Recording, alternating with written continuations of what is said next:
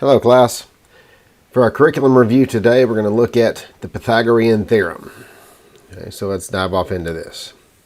First off, what is the Pythagorean theorem and what is it used for? Well, hopefully you remember that the Pythagorean theorem is just a squared plus b squared equals c squared. And we have three main uses for the Pythagorean theorem. One use is to find the hypotenuse when you know the legs. Second use is to find a leg when you know the hypotenuse and the other leg. And the third use that we use it for is to find the distance between 2 points on a graph. Okay, so let's go through and look at this Pythagorean theorem. As we've talked before, Pythagorean theorem is a squared plus b squared equals c squared, where the a and the b are the two legs of the right triangle. And we know we can always find the two legs because they're touched by the right angle. Okay, and the hypotenuse, which is the c, is the longest side of the triangle, and it's always going to be pointed to by the right angle.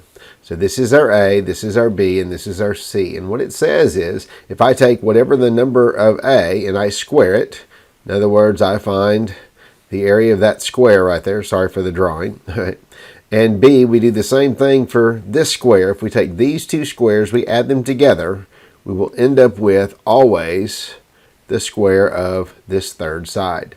So that's what the Pythagorean theorem is all about. Okay? So let's see if we can do a couple questions. So in this particular problem, it says, what is the perimeter of the triangle? Well, we know perimeter is the distance around this triangle. So we know that we're going to take this 20 and this 15, we're going to add them together, along with whatever value we come up with for x, and that will be our perimeter. But in order for us to find x, we've got to be able to find this third side of the triangle, which is called the hypotenuse. So we're going to use the Pythagorean theorem to find that. So I'm going to write it down. A squared plus b squared equals c squared. And then we plug in our information. Well, I'm going to let A be our 15. I'm going to let B be the 20 because we know the A and the B are the two legs, and they're the ones touched by this right angle. And I'm looking for the C, which is our value of x here, which is our hypotenuse. So I take the 15, I put that into A, and then I square it. Plus, I take the B, which is 20, and I square it, and that will give me the answer to what c squared is. So now I do the math. 15 squared is 225, and if you do that on the calculator, that's what you'd get, plus 20 squared, which is 400, which is equal to c squared. Now we do what the equation says. It says to add these together. So we take the 225 and the 400, and we add that together, we get 625, which is equal to c squared. Well, we know in order to turn c squared into c, that what we do is we take the square root of it. And if I take the square root of one side, I must take the square root of the other side. So we do the square root of 625.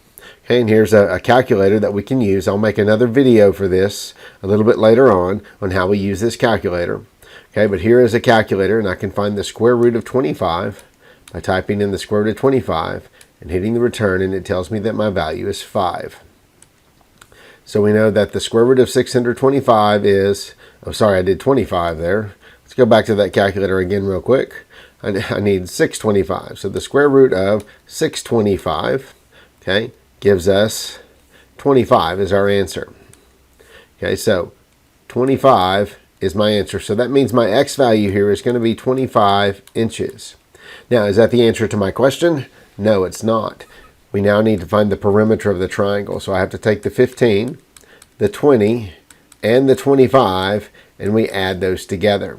So 20 and 10 make 30, plus the 5s make 40, plus the 20 gives you 60 inches altogether. So that is the perimeter of this triangle. So that's one of the uses for the Pythagorean theorem, to find the third side, to find this hypotenuse if I know my two legs. Well, what if I only know one of the legs and I know the hypotenuse, but I need to find the other leg? Well, we do the same exact thing with this particular problem. I'm dealing with the right triangle. I know one of the legs, I know the hypotenuse. I'm looking for the third leg. So I use the Pythagorean theorem for this one as well. So I'm going to let this 12 be my A. I'm going to let this x be my B. I'm going to let this 20 be the C. So A squared is 12 squared. Plus b is x. I don't know it, so I'm going to leave it as x or x squared, or I could leave it as b, and that would be fine as well. And then the c is going to be my 20. Then I'm going to square it. So now I do the math. 12 squared gives me 144, plus the x squared or the c squared, or the b squared, sorry, whichever one you want to call it, equals 20 squared, which is 400. Now we have to use a little algebra in order to get this x squared by itself. Okay, so I need to get rid of this 144, and we know in algebra that if I have a plus 144, I just do a minus 144 to get rid of it. Now I'm solving this with the shortcut method. So minus 144, we do the same thing on both sides, so these 144s go away, and I'm left with x squared, and then 400 minus 144 is going to give me 256. Okay, so in order to get x squared, to turn it into x, I take the square root of that. So x is equal to, then we go back to our calculator, and we do the square root of 256. So square root 256 equals, and we find out that the value is 16.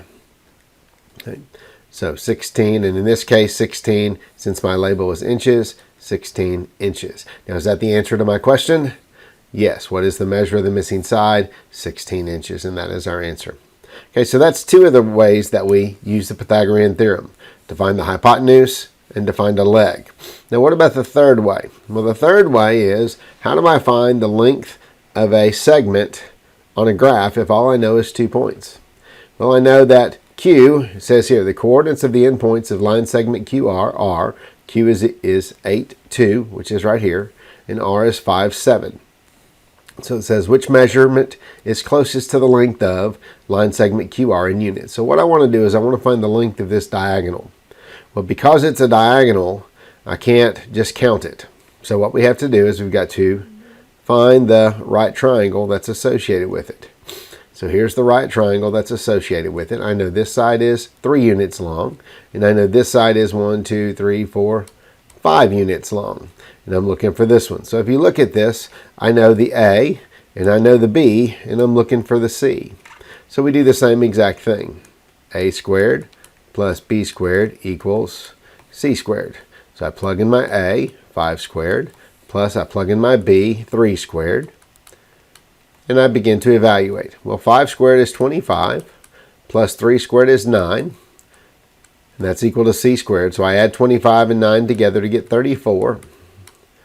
And then I take the square root of both sides. So I go to my little trusty calculator here. I type in square root of 34. And I find out that it's a rather ugly number, but the question does say which measurement is closest to the length of line segment QR. Okay, well this one is 5.83 or 5.8. So we look at our answer choices and we find out that our answer is A, 5.8 units. Okay, so we understand that there's 3 ways that we use the Pythagorean theorem, and I just gave you an example of each kind. So what I'd like for you to do is the same exact thing that we've been doing. I want you to go to Classroom, okay, same place where you went to find this video, okay, and click on the link, follow this link right here, or click on the link in Classroom, and you're going to answer 3 questions for me. You'll answer this one, okay, same kind of thing, find the hypotenuse. This one here, you got to actually draw a picture to figure out what we're asking for on this one.